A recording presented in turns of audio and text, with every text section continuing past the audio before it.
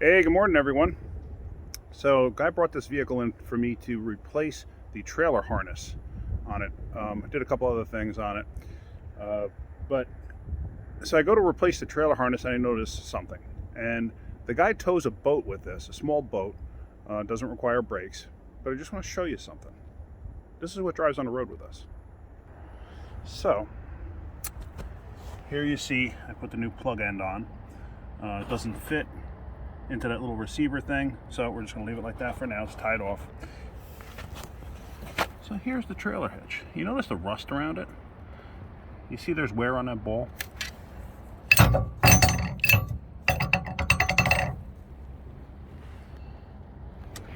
Can't make this up.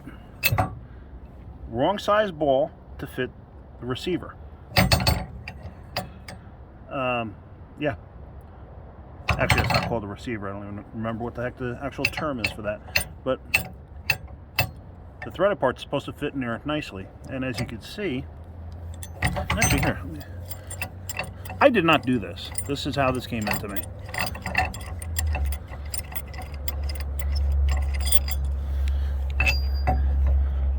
So if you look, you can see the threads are flattened and beat up on top there.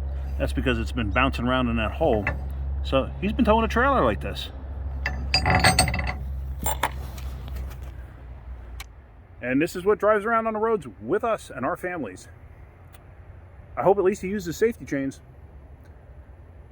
Well, I'm going to tighten up the ball on there for now, and I'm going to tell him he needs to get the right size ball, because that's not right. And I'm going to note it on a repair order for liability reasons on our end. Not safe, not a good thing. So I'm just going to do that for him for right now till he can get another ball. Probably have me install it because I still got to do brakes and stuff on this.